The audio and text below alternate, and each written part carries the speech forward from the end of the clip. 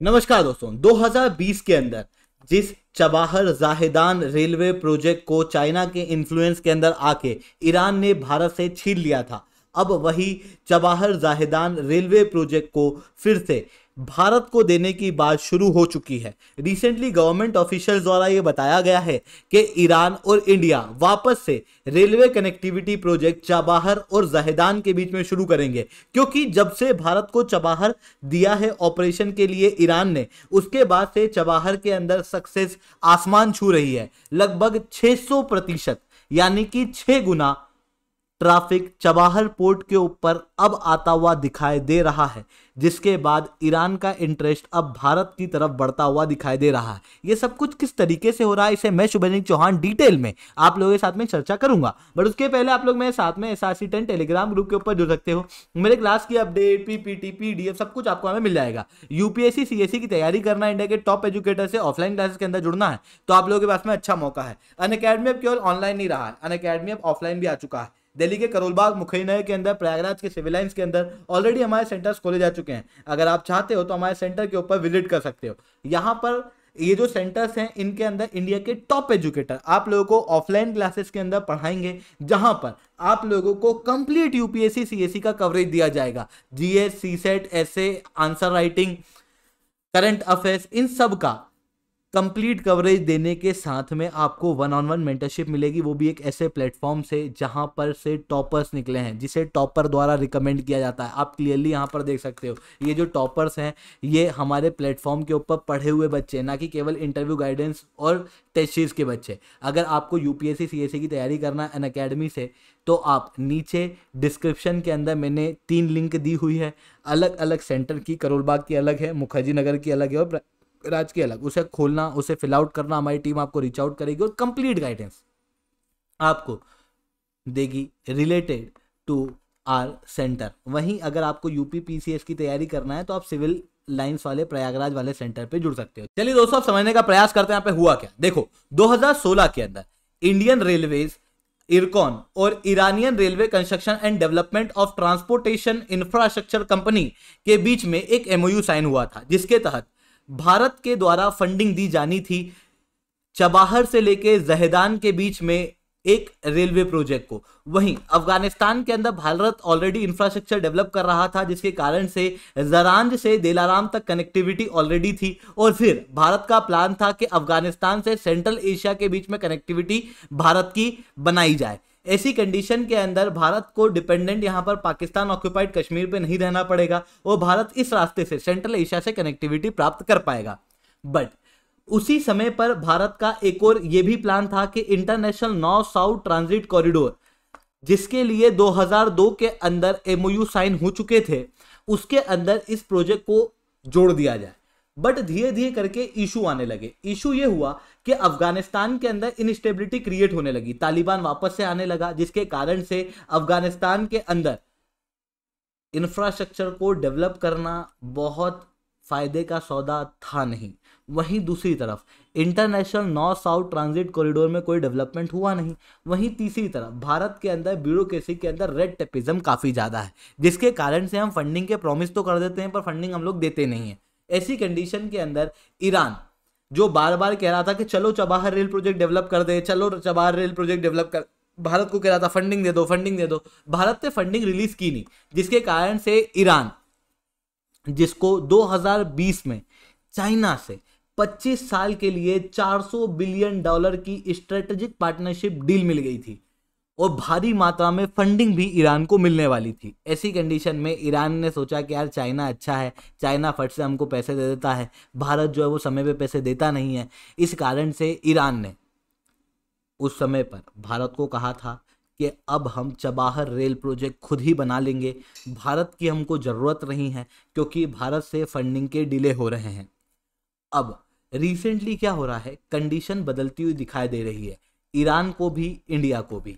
Iran को दिखाई दे रहा है कि जो चाइना की फंडिंग है वो एक डेप ट्रैप है, जो लंबे समय में ईरान को घेर देगी चारों तरफ से, क्योंकि ऑलरेडी ईरान ने मलेशिया के अंदर, नेपाल के अंदर, पाकिस्तान के अंदर और श्रीलंका के अंदर इस तरीके के केसेस देख लिए हैं। वहीं वेस्टर्न मीडिया जो लगातार चाइना को टारगेट कर रही है, उसकी वजह से चाइना की इमेज जो है वो खराब हो चुकी है। वहीं दूसरी तरफ चाइना के अंदर एक नए प्रकार का इकोनॉमिक क्राइसिस देखने को मिल रहा है।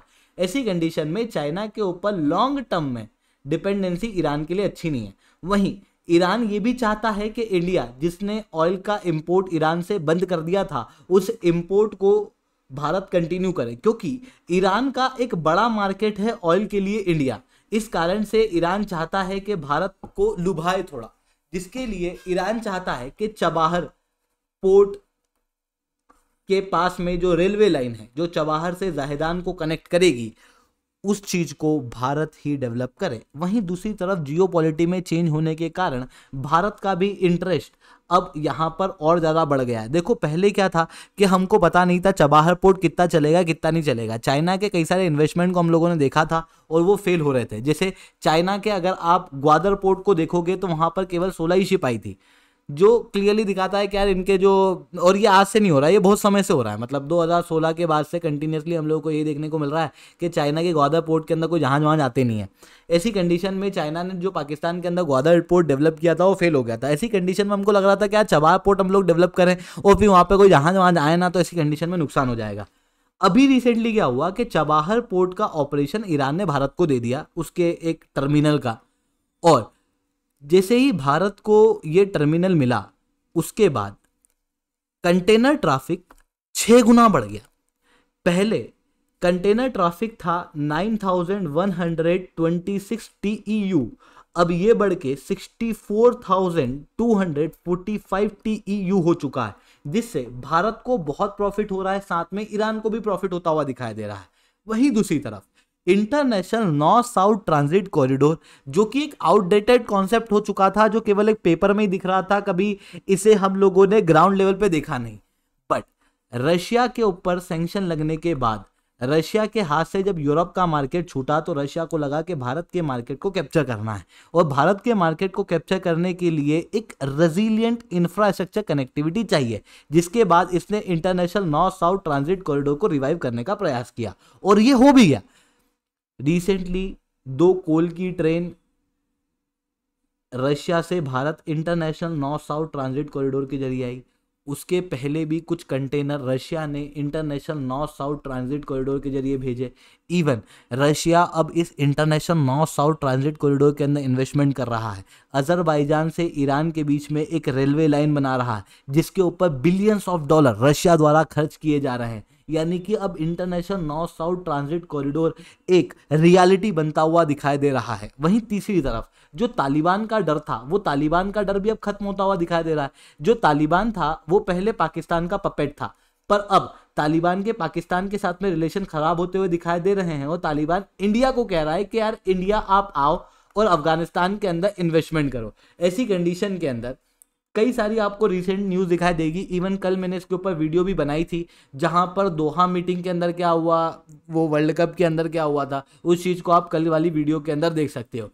तो कुल मिला के ये हो रहा है कि international north south transit corridor जिसका इशू था वो सॉल्व होता हुआ दिख रहा है, तालिबान का इशू था वो सॉल्व होता हुआ दिखाई दे रहा है ऐसी कंडीशन में। और वहीं तीसरी तरफ चबाहर पोर्ट भारत के लिए बहुत इंपॉर्टेंट हो चुका है, क्योंकि यहाँ पर एक तो फ्राइट यानी कि ट्रैफिक बहुत ज़्यादा देखने को मिल रहा है। वहीं दूसरी तरफ चबाहर पोर्ट की स्ट्रेटेजिक लोकेशन बहुत इंपॉर्टेंट है, क्योंकि चबाहर पोर्ट ग्वादर पोर्ट से लगभग 170 किलोमीटर ही दूर है।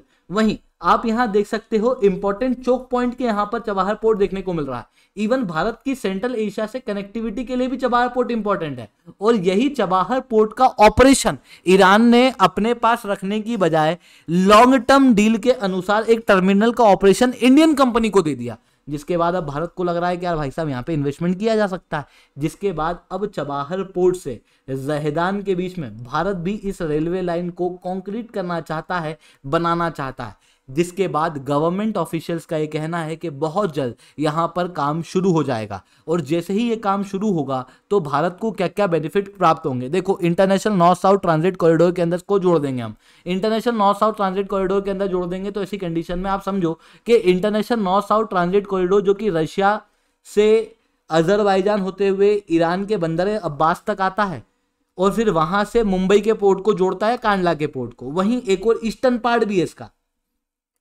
और अब हम इसी से चबाहर पोर्ट को जोड़ के अफगानिस्तान के अंदर आएंगे और फिर सेंट्रल एशिया के अंदर कनेक्टिविटी बनाएंगे। इस पूरी चीज के जरिए एक बड़ा इंफ्रास्ट्रक्चर प्रोजेक्ट भारत का डेवलप होगा।